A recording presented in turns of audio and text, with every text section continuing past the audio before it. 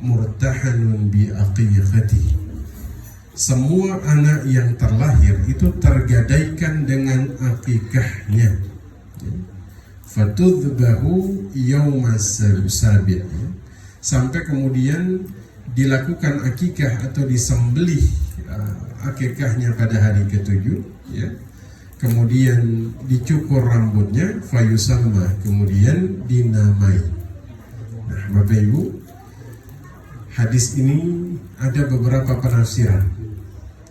Penafsiran yang pertama, saya mengutip pandangan dari Atha al-Khurasan, ya.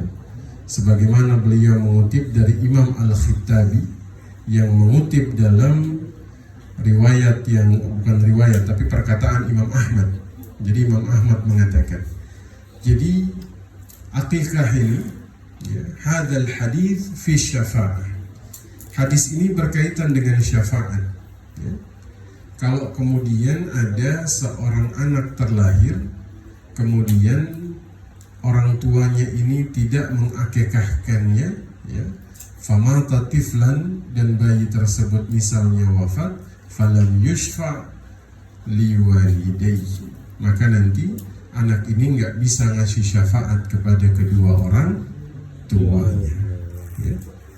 Yang kedua, ini dari seorang ulama bermadhab Hanafi, ya, yang bernama Mula Ali Qamar.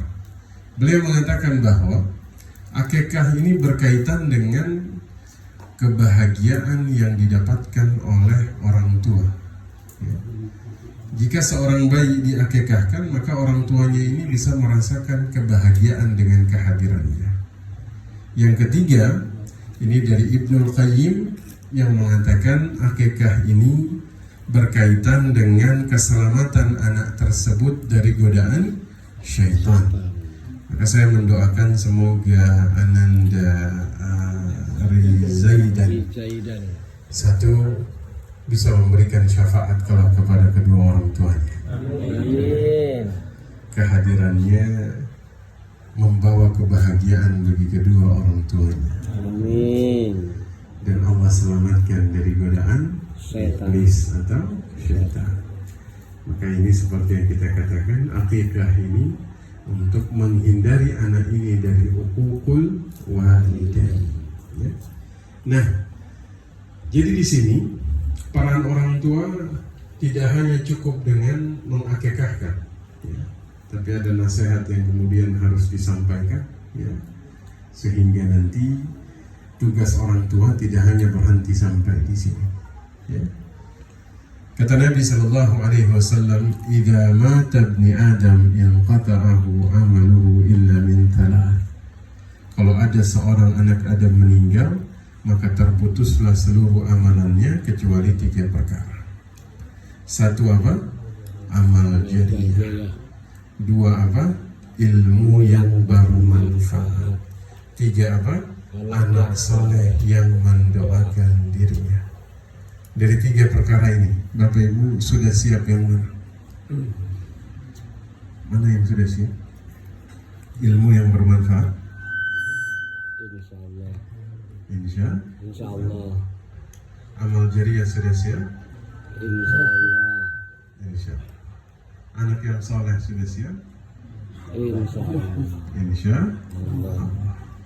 Nah, sekarang dalam suratul Kahfi, ya, ada sebuah peristiwa ketika Allah menceritakan pertemuan Nabi Musa dan Nabi Khidir alaihi salam. Bapak Ibu pasti sudah sering membaca kisah ini, ya. Nabi Musa boleh ikut Nabi Khidir, tapi nggak boleh bertanya lebih dari 3 kali. Nah, apa pertanyaan ketiga Nabi Musa? Ketika Nabi Khidir membetulkan tembok sebuah rumah yang hampir roboh, ya.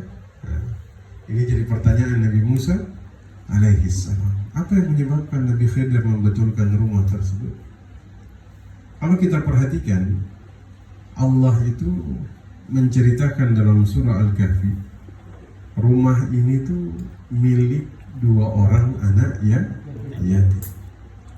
Di bawah rumah tersebut ada harta peninggalan kedua orang tuanya.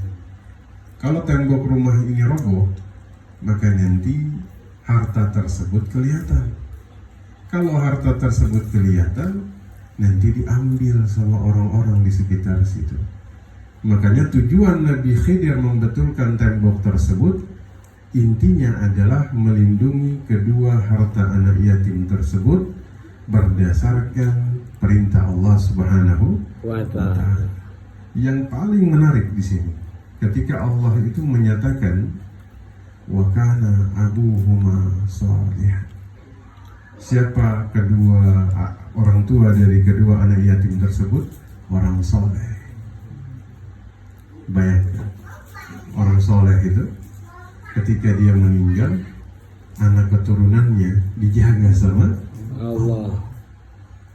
Ya. Walaupun mereka sudah tidak ada di atas muka bumi, tapi Allah menjaga anak keturunan, bahkan hartanya. Ya.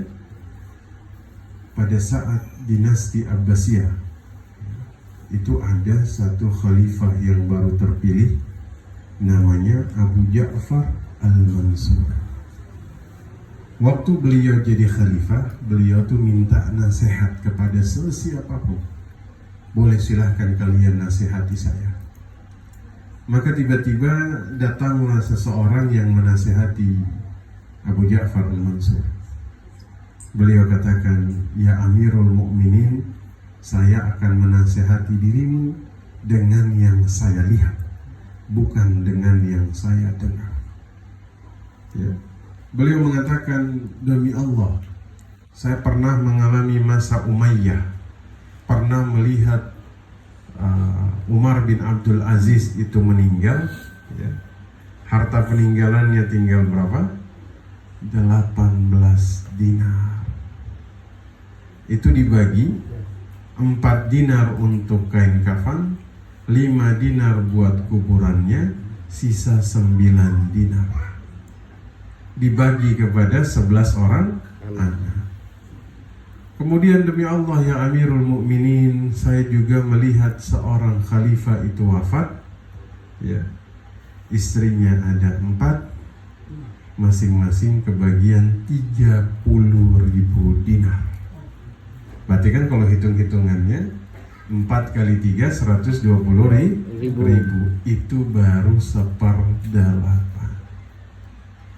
Wah, Amirul Mukminin, demi Allah, saya melihat anak keturunan Umar bin Abdul Aziz ini itu bersedekah sampai 100 ekor kuda fisabilillah. Sementara saya menyaksikan ada keturunan dari khalifah yang warisannya sampai ratusan ribu dinar, anak keturunannya minta-minta di jalanan. Masya Allah. Yang satu mungkin wariskan hartanya lebih banyak, tapi yang satu dia mewariskan kesolehan. Maka kepada ananda berdua, jadilah orang